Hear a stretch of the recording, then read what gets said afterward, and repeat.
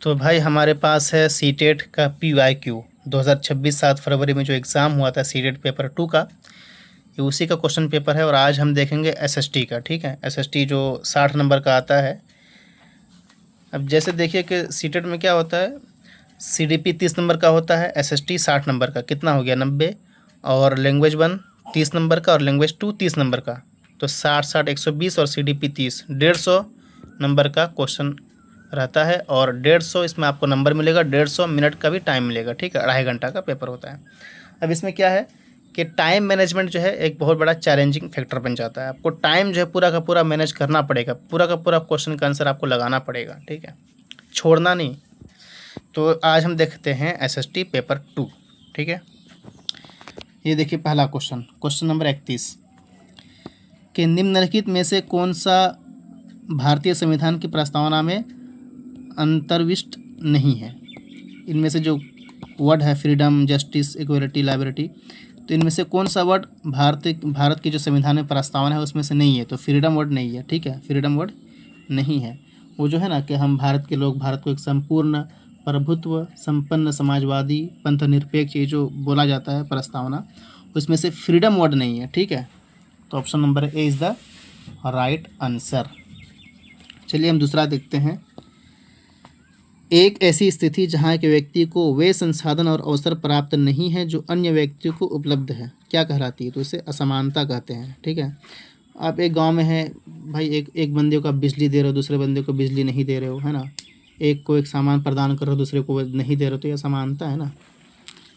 ये क्या है, असमानता है, नाइंसाफ़ी जिसको बोलते हैं। क्वेश्चन नंबर 33 क्या है, निम्नलिखित में से कौन सी लोकतांत्रिक सरकार की विशेषता नहीं है। निर्णय लेने में लोगों की अप्रत्यक्ष भागीदारी। देखिए जो भी संसद में निर्णय लिया जाता है तो उसमें हम लोग की भी भागीदारी होती है, आम पब्लिक की भागीदारी होती है, लेकिन इनडायरेक्टली भागीदारी होती है। क्यों, इसलिए कि हम वोट दे करके MP यानी कि मेंबर ऑफ पार्लियामेंट को चुनते हैं, MLA को चुनते हैं, विधायक को चुनते हैं वोट दे करके। तो एक हिसाब से हम इनडायरेक्टली हम भी निर्णय लेने में अप्रत्यक्ष भागीदारी है। तो एक लोकतांत्रिक सरकार की विशेषता है ये, ठीक है, एक नंबर ये है। उसके बाद क्या है, प्रधानमंत्री के पास निरपेक्ष शक्ति यानी कि पूरा का पूरा शक्ति प्रधानमंत्री के पास है, ये लोकतांत्रिक सरकार की विशेषता नहीं है। भाई राष्ट्रपति के पास भी तो ये शक्ति है, सुप्रीम कोर्ट उसके पास भी शक्ति है, राज्यपाल की भी शक्ति है। उसके बाद क्या है, गांव के मुखिया वगैरह पूरा का ऊपर से लेकर के नीचे तक हर एक में अलग अलग शक्ति बांट दी गई है ना। तो ये कहना कि प्रधानमंत्री के पास निरपेक्ष शक्ति है, मतलब पूरा का पूरा शक्ति प्रधानमंत्री के पास है, तो ये लोकतांत्रिक सरकार की विशेषता नहीं है। तो option number 4 is the right answer हो जाएगा। अपने लोगों से अपने कार्यों को समझाना और बचाव करना, कि आपने सरकार से पूछा जाता है कि आप क्या काम किए हो, क्या काम नहीं किए हो, बचाव करना वगैरह वगैरह, प्रेस कॉन्फ्रेंस वगैरह, तो ये लोकतांत्रिक सरकार की विशेषता है। A और C ये लोकतांत्रिक सरकार की विशेषता है, B नहीं है। तो ये क्या पूछा है कि कौन सी लोकतांत्रिक सरकार की विशेषता नहीं है, तो B नहीं, option number 4 is the right answer, ठीक है। 33 का 4, 34 का देखते हैं। निम्नलिखित में से बाजारों की श्रृंखला के संदर्भ में कौन सा क्रम सही है। हम कोई भी सामान लेते हैं तो वो सामान पहले किसी फैक्ट्री में बनता है, फैक्ट्री से बन करके वो सामान क्या होलसेलर के पास जाता है, पहले क्या होता है, प्रोड्यूसर होता है, फिर जाकर होलसेलर के पास जाता है वो सामान, फिर रिटेलर यानी कि दुकानदारों से ख़रीदता है होलसेलर के पास से, फिर जाकर के वो कंज्यूमर को मिलता है यानी कि कस्टमर को मिलता है, ठीक है ना। तो option number 2 is the right answer. इसमें क्या हो जाएगा, 2 सही हो जाएगा आपका, ठीक है।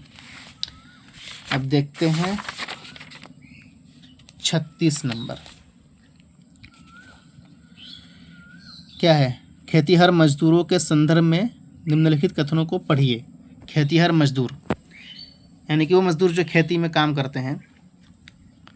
ग्रामीण क्षेत्रों में रोजगार गारंटी कार्यक्रम ग्रामीण से शहरी क्षेत्रों में पलायन को घटा सकते हैं। पलायन मतलब एक जगह छोड़ करके दूसरी जगह काम करने के लिए जाना, है ना। तो गांव के लोग शहर जाते हैं काम करने के लिए। क्यों जाते हैं, इसलिए कि भाई गांव में जो है पैसा कम मिलता है ना। जैसे अगर मान लीजिए कि एक दिन की दिहाड़ी हो गई, गांव में 300 मिलेगा, वही बाज़ार में 500-600 मिल जाएगा उसको, है ना। तो अगर गांव में रोज़गार की गारंटी हो जाए तो फिर लोग जो है बहुत कम ही शहर जाएंगे ना, तो पलायन को घटा सकता है, क्योंकि इसका मुख्य कारण क्या है, ग्रामीण से शहरी क्षेत्रों में पलायन। यहाँ देखिए, ग्रामीण से शहरी क्षेत्रों में पलायन का मुख्य कारण शहरी क्षेत्रों में उच्च आय की नौकरियां उपलब्ध है। भाई अब गांव में कम पैसा मिलता है, वहाँ पर ज़्यादा पैसा मिलता है, ज़्यादा अपॉर्चुनिटीज़ मिलती है शहर में, है ना, तो इस वजह से लोग जाते हैं। लेकिन अगर गांव में ही गारंटी मिल जाए कि हम आपको गांव में रोज़गार देंगे, तो फिर लोग शहर जाना छोड़ देंगे, है ना। तो दोनों स्टेटमेंट क्या है, दो सही है, ठीक है, दोनों स्टेटमेंट सही है, लेकिन बी जो है रीज़न नहीं बन रहा है ए का, ठीक है। Option number 2 is the right answer. A और बी दोनों सत्य है, किंतु ए का कारण बी नहीं है, ठीक है। अगला क्वेश्चन देखते हैं, क्वेश्चन नंबर 37। यहाँ देखिए, यहाँ मैच करने के लिए दिया है, कॉलम ए को कॉलम 2 में मैच करना है ना, कॉलम ए को कॉलम बी में। ग्राम सभा का काम क्या है, ग्राम पंचायत, जनपद पंचायत, जिला परिषद। तो जिला परिषद का काम है ग्राम पंचायतों में धन को नियंत्रित करना, तो डी का ऑप्शन नंबर 1 हो जाएगा। डी का ऑप्शन नंबर यहाँ भी है, यहाँ भी है। ए का 3 हो जाएगा, मतलब ग्राम सभा का काम क्या है, जो बीपीएल सूची जो है, मतलब ज़्यादा कौन गरीब है ना, गरीबों का लिस्ट निकालता है कि इसको क्या क्या सुविधाएं मिलनी चाहिए, तो इसके हिसाब से उस लिस्ट को निकाल करके उसको अनुमति देता है बीपीएल का, ठीक है, ये ग्राम सभा का काम है। और बी का 4 हो रहा है, ग्राम पंचायत के जल स्रोतों का रखरखाव करना, कि किस गांव में कितना कुआं है, तालाब है, नरेगा वाला काम में, मतलब है ना, वो सब होता है। तो वो क्या किसका काम है, ग्राम पंचायत का। जनपद पंचायत मतलब ब्लॉक को बोलते हैं जनपद पंचायत, ठीक है। ब्लॉक लेवल में जो काम होता है, ब्लॉक का काम क्या है कि उनके क्षेत्र में जो भी पंचायत आता है सबको एक साथ एकजुट करके जो है तालमेल के साथ काम करवाना, है ना। तो ये किसका काम है, जनपद पंचायत का काम है। और जिला परिषद का काम क्या है, ग्राम पंचायतों में धन को नियंत्रित करना। तो option number 3 is the right answer इसका हो जाएगा, ठीक है। भाई आंसर पता है, लेकिन सबको वजाहत के साथ समझने की ज़रूरत है। मैंने वजाहत भी डिटेल्स मैंने बता दिया अच्छे से, तो उसके हिसाब से जो है समझ लीजिए, और कॉपी कलम लेकर के इसको नोट भी कर लीजिए, बहुत अहम है ये कि ग्राम सभा का काम क्या है, बीपीएल को अप्रूव करना, ग्राम पंचायत का काम क्या है, जल स्रोतों का रखरखाव करना, है ना। जनपद यानी कि ब्लॉक का काम क्या है, उसके उसके क्षेत्र में जो भी पंचायत आते हैं सबको सामंजस्य बिठाना है। जिला परिषद का काम क्या है, ग्राम पंचायतों पर धन को नियंत्रित करना है। तो उसके हिसाब से option number 3 is the right answer हो जाएगा, ठीक है। क्वेश्चन नंबर 38, दोहरे भार का क्या संदर्भ है, मतलब दोहरा भार, दोहरा बोझ का क्या मतलब है इसका। औरतें घर का काम काज करें और घर के बाहर भी कार्य करें, यही मतलब है इसका दोहरा बोझ का। तो ऑप्शन नंबर ए यानी कि 1 इज़ द राइट आंसर, 38 का ए हो जाएगा, ठीक है।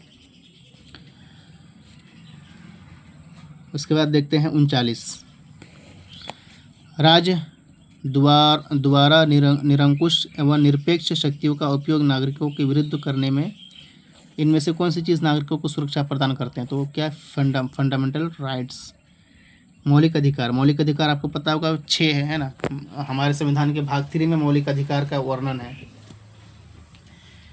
मौलिक अधिकार ये आप लोग को याद होनी चाहिए। सबसे पहले क्या है, सबसे पहले है समानता का अधिकार, राइट टू इक्वलिटी, वो है आपका जाकर के आर्टिकल नंबर 14 से लेकर 18 तक है। उसके बाद ये सब कॉपी में नोट कर लीजिए, अच्छा रहेगा। उसके बाद है स्वतंत्रता का अधिकार, राइट टू फ्रीडम, है ना, राइट टू फ्रीडम है, वो हो जाएगा आपका जाकर के 19 से लेकर के 22 तक, ठीक है। उसके बाद 23 और 24 हो जाएगा शोषण के विरुद्ध अधिकार, ठीक है, 23 से 24। और 25 से 28 हो जाएगा आपका जाकर के धार्मिक मतलब धार्मिक आज़ादी, ठीक है ना। और 29 और 30 हो जाएगा आपका जाकर के मतलब सांस्कृतिक आज़ादी, ठीक है, शैक्षणिक और सांस्कृतिक आज़ादी हो जाएगा 29 और 30। और जो ये आर्टिकल 32 है वो हो जाएगा, हम किसी भी मामले को हम कोर्ट में ले जा सकते हैं, जिसको बाबा अम्बेडकर साहब ने इसको संविधान की रूह भी इसको कहा है कि ये संविधान की जान है, ठीक है।